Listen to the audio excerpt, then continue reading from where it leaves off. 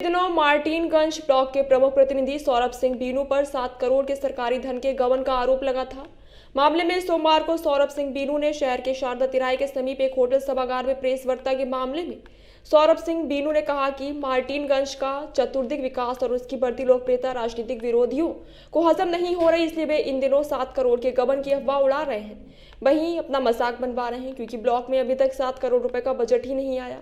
सिंह ने आगे कहा कि नगर पंचायत मार्टिनगंज की घोषणा 20 जुलाई 2022 को हुई थी, जिसके बाद से 31 मार्च 2023 के मध्य नगर पंचायत के गठन के पूर्व नगर पंचायत में शामिल 8 गांवों में लगभग 1 करोड़ 80 रुपए की लागत से पारदर्शिता के साथ टेंडर प्रक्रिया के तहत ब्लॉक स्तरीय विभिन्न विकास काम करवाए गए। किसी भी ब्लॉक में 7 करोड़ रुपए इस कार्य। सौरभ जी, अपना परिचय देते हुए प्रेस वार्ता का क्या उद्देश्य है, अपनी बात रखिए। आप सभी पत्रकार बंधुओं को मेरी तरफ से नमस्कार। मैं सौरभ सिंह बीनू, ब्लॉक प्रमुख प्रतिनिधि मार्टिनगंज का चतुर्दिक विकास और हमारी बढ़ती हुई लोकप्रियता से हमारे कुछ राजनीतिक विरोधियों को हजम नहीं हो पा रही थी, जिसके नाते वो मार्टिनगंज में 7 करोड़ गबन का कूट रचित हास्यप्रद आरोप लगा रहे हैं और खुद भी हंसी का पात्र हो रहे हैं। उक्त क्रम में मैं आपको यह बताना चाहता हूं कि 7 करोड़ का बजट हमारे नगर पंचायत हमारे विकास खंड मार्टिनगंज का अब तक के पूरे कार्यकाल का नहीं रहा। और मार्टिनगंज ही नहीं, पूरे आजमगढ़ जनपद में किसी भी ब्लॉक में 7 करोड़ रुपये इस कार्यकाल में अभी तक नहीं आया है। इसको आप पता कर सकते हैं। और 20 जुलाई 2022 को उत्तर प्रदेश कैबिनेट के द्वारा हमारे विकास खंड मार्टिनगंज में सम्मिलित 8 गांवों को नगर पंचायत बनाने का निर्णय लिया गया। उक्त नगर पंचायत में शामिल गांव सुरहन, बेलवाना, मौजा नेवादा, दरियापुर, निकासीपुर, बनगांव, कौरा गहनी, अमनामे, इन सभी गांवों में विकास खंड मार्टिनगंज के द्वारा लगभग 1 करोड़ 80 लाख रुपए का जनहित से जुड़ा हुआ विकास कार्य टेंडर प्रक्रिया को पूरा करते हुए कार्य समापन के बाद कार्य का स्थलीय परीक्षण करते हुए एमबी के अनुसार जो भी भुगतान हुआ, भुगतान की कार्रवाई की गई। लेकिन कुछ विकास विरोधी मानसिकता के लोग नगर पंचायत की घोषणा के बाद और नगर पंचायत गठन के पूर्व के बीच मध्य में कराए गए इन कार्यों को गबन बताने का काम लोकायुक्त कोर्ट में कर रहे हैं।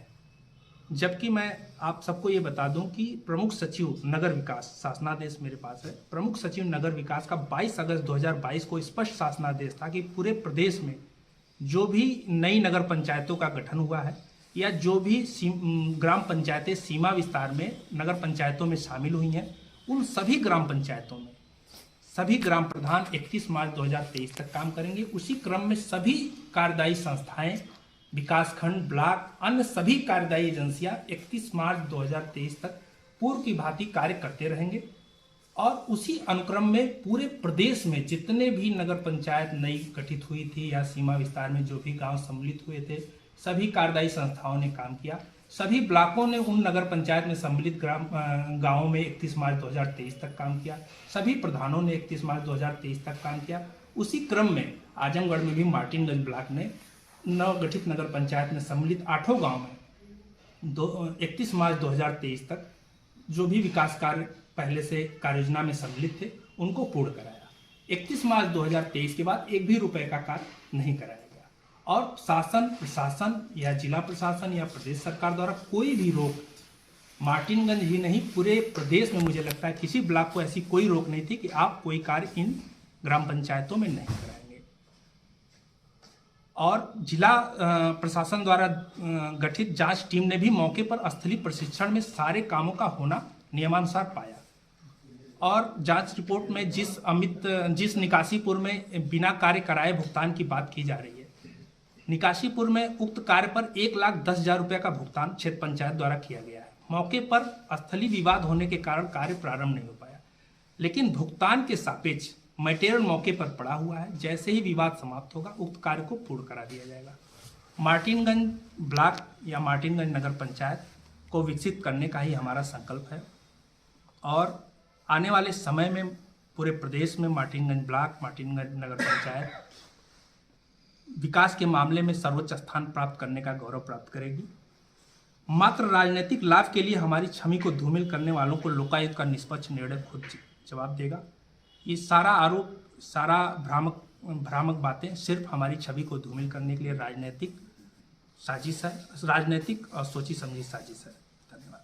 जिसमें आरोप लगाने वाले जो हैं शिकायतकर्ता सर्वेश कुमार, क्या उनसे है आपकी? श्री सर्वेश जायसवाल जी गैंगस्टर एक्ट के मुजरिम है। शराब के मामले में आदरणीय डीएम साहब और कप्तान साहब ने अभी मिलावटी शराब के मामले में उनको गैंगस्टर के मामले में जेल भेजा था, जमानत पे वो बाहर है। उनके भाई पर लगभग 1.5 से 2 करोड़ रुपया राइस मिल का बकाया है, उस मामले में भी वो जमानत पर है। वो समाजवादी पार्टी से हमारे खिलाफ प्रमुखी का चुनाव लड़े थे चुनाव में मार्टिनगंज की जनता ने ज़बरदस्त शिकस्त दी थी और चुनाव हारने के बाद से निरंतर लगातार 2.5 सालों से वो ब्लॉक के विकास कार्यों को अवरुद्ध करने के लिए जगह जगह जितना उनसे बन पड़ता है शिकायत करने का काम करते हैं। उनका ये था आरोप कि जैसे ग्राम सुनहन में आपके द्वारा और ब्लॉक प्रमुख द्वारा 4 करोड़ 38 लाख रुपए का जो फर्जी भुगतान करा लिया गया है। इसी तरह बीनू कंस्ट्रक्शन के खाता में 1 करोड़ 85 लाख रुपए का